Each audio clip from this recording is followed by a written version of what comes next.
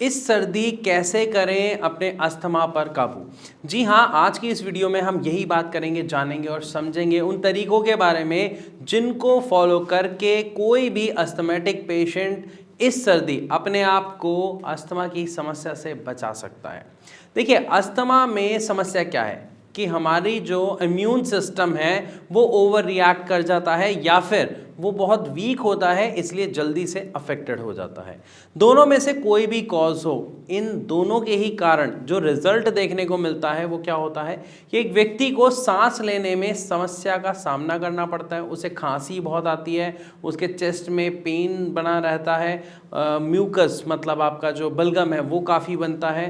तो ये सारी कंडीशंस कहीं ना कहीं देखने को मिलती हैं। स्पेशली अगर हम बात करें रात की तो खांसी काफ़ी जो है बढ़ जाती है और सांस लेने में बहुत ज़्यादा दिक्कत होती है, जिसकी वजह से घबराहट फील हो रही होती है। तो अगर आप इस सर्दी बल्कि आने वाली हर सर्दी में अपने आप को बचाना चाहते हैं तो कुछ आज मैं आपको बातें बताऊंगा, सिर्फ आपको उनको फॉलो करना है। साथ ही ऐसा क्यों करना है और उससे क्या फ़ायदा होगा ये भी बताऊंगा, और आप रिजल्ट देखेंगे कि इस सर्दी आप अपने आप को अस्थमा की समस्या से आराम से बचा सकते हैं और एक हेल्दी लाइफ जी सकते हैं। देखिए, अस्थमा में क्या होता है अभी हमने समझ लिया कि सारा का सारा जो रीज़न है वो हमारा इम्यून सिस्टम का है। तो जब हमारा इम्यून सिस्टम हमें पता है वीक है, तो हमें सबसे पहला काम क्या करना है कि जब भी हम बाहर निकल रहे हैं तो हमें मास्क पहन के निकलना है, बिना मास्क के बिल्कुल नहीं निकलना। रीज़न, आपका अगर इम्यून सिस्टम वीक है या इवन ओवर रिएक्ट कर जाता है, अगर वो ज़्यादा एक्टिव है, तो किसी भी केमिकल की वजह से, डस्ट की वजह से या किसी भी इन्फेक्शन की वजह से आपको अस्थमा अटैक आ सकता है। तो जब आप मास्क पहनेंगे तो फ़ायदा क्या होगा कि जो इन्फेक्शन अंदर जाने का खतरा है वो कम हो जाएगा कंपैरेटिवली। सेकंड, जब हमें पता है कि इम्यूनिटी की वजह से अस्थमा की जो समस्या है वो एग्रीविएट होती है, बढ़ जाती है, तो हमें ऐसे लोगों से थोड़ा सा दूरी बना के रखनी है जो इन्फेक्शियस हैं। यानी मान लीजिए किसी को कोल्ड हुआ है, किसी को कफिंग है या कहीं पर झाड़ू वगैरह लग रही है, मिट्टी उड़ रही है, हमें अपने आप को ऐसी जगह से, साथ ही ऐसे लोगों से जिनको इन्फेक्शन की वजह से कोई भी प्रॉब्लम हो रखी है, अपने आप को बचा के रखना है। क्योंकि ऐसे व्यक्तियों से अस्थमेटिक पेशेंट को इन्फेक्शन होने का खतरा काफ़ी ज़्यादा बढ़ जाता है। तो अगर आप ऐसे लोगों के पास रहते हैं, ध्यान नहीं देते हैं और उनकी वजह से अगर कोई इन्फेक्शन आपके अंदर ट्रांसफ़र हो जाता है तो आपका अस्थमा एग्रीवेट हो सकता है, बढ़ सकता है, आपको सांस लेने में समस्या आ सकती है। अब हम सब जानते हैं कि जब भी हमारा इम्यून सिस्टम एग्रीवेट होता है यानी हाइपर एक्टिव हो जाता है या कमज़ोर होता है, तो वो क्या करता है, म्यूकस बनाना शुरू कर देता है। अब वही म्यूकस जब धीरे धीरे आपके लंग्स तक पहुंच जाता है, आपकी ब्रोंकाइज, ब्रोंकी होल्स तक पहुंच जाता है, तो सांस लेने में बहुत तकलीफ होती है। साथ ही एक विसल जैसी साउंड आ रही होती है, सांस लेने में हल्की हल्की सीटी जैसी साउंड आ रही होती है, वो इसी के कारण होता है। तो जब हमें पता है कि हमारे शरीर में क्या बढ़ रहा है, म्यूकस बढ़ रहा है, किसके कारण की वजह से बढ़ रहा है, हमारी इम्यूनिटी को जो लग रहा है कि जो फॉरेन तत्व है वो हानिकारक है, तो उसको बाहर निकालने के लिए म्यूकस बनना शुरू हो जाता है। उस म्यूकस को अगर आप कंट्रोल करना चाहते हैं तो आपको एक चीज़ का सेवन बढ़ा देना है, वो है गुनगुना पानी। यानी जब भी आप पानी पिएं तो आप सादा पानी बिल्कुल ना पिएं, आप गुनगुना पानी पिएं या थोड़ा गर्म पानी पिएं। अब गुनगुना या गर्म पानी पीने से क्या होगा कि आपका जो म्यूकस है वो गले से सीधा आपके स्टमक में चले जाएगा और मल के द्वारा बाहर निकल जाएगा।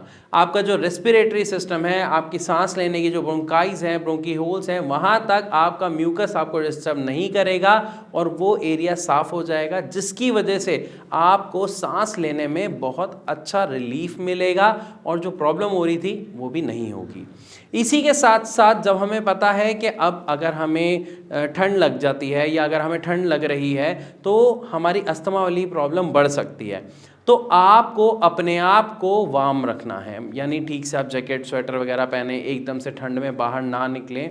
लेकिन इसका मतलब ये बिल्कुल नहीं है कि आप लकड़ियों में आग जलाएं और हाथ सेकें या घर में उसको रख के हाथ सेकें, क्योंकि जब हम लकड़ियां जलाते हैं या कोई चीज़ जलाते हैं तो हम सब जानते हैं उससे कार्बन डाइऑक्साइड, कार्बन मोनोऑक्साइड बहुत ज़्यादा मात्रा में निकलती है और जब आप ऐसे यानी लकड़ियाँ वगैरह जला के हाथ सेकेंगे तो उससे वो जो गैसेस हैं वो आपके अंदर जाएंगी, जिसकी वजह से आपकी अस्थमा की समस्या एग्रीवेट हो सकती है।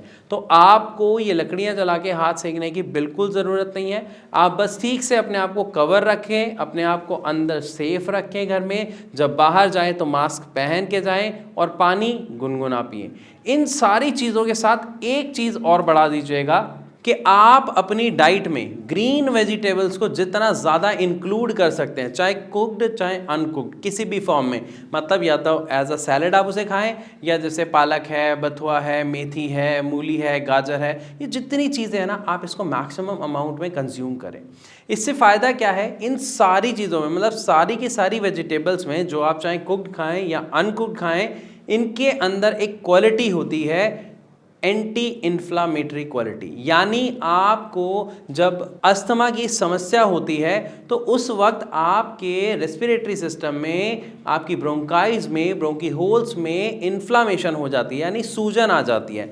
लेकिन जब आप ये ग्रीन वेजीज अच्छे से खाएंगे, ठीक तरीके से आप इसको चबा चबा के खाएंगे, तो इनके अंदर एंटी इन्फ्लामेटरी प्रॉपर्टी होने की वजह से ये आपकी उस इन्फ्लामेशन को, यानी उस सूजन को कंट्रोल करेंगे, जिससे आपको सांस लेने में कोई तकलीफ नहीं होगी और आप एक अच्छी और बेहतर लाइफ जी पाएंगे। तो मैं आशा करता हूँ इस वीडियो में जो मैंने आपको तरीके बताए वो आपको अच्छे से समझ आए होंगे। फिर भी अगर आपको कोई सवाल है, कोई डाउट है जो आप हमसे पूछना चाहते हैं, तो आप कमेंट सेक्शन में लिखकर भी हमसे पूछ सकते हैं। साथ ही साथ अगर आपको कोई ऐसा सवाल है जो दवा से जुड़ा है, ट्रीटमेंट से जुड़ा है, जिसके लिए आप हमारे डॉक्टर से बात करना चाहते हैं, तो आप फ्री ऑफ कॉस्ट उनसे, जो नीचे नंबर फ्लैश हो रहा है स्क्रीन पे, कॉल करके फ्री ऑफ कॉस्ट कंसल्ट कर सकते हैं और साथ ही अपनी समस्या उन्हें बताकर उसका सही जवाब भी पा सकते हैं। तो मैं आशा करता हूँ इस वीडियो से आपको काफ़ी कुछ समझने को मिला होगा। फिर भी कोई सवाल है तो आप मुझसे ज़रूर पूछिए। वीडियो अच्छी लगी तो इसे ज़्यादा से ज़्यादा शेयर करें। एंड यस, ऐसी और इन्फॉर्मेटिव वीडियोस देखने के लिए हमारे चैनल को सब्सक्राइब करना बिल्कुल ना भूलें। तो अब मैं आप सबसे चलने की इजाज़त चाहूँगा। मिलूँगा अपनी अगली वीडियो में, तब तक के लिए नमस्कार।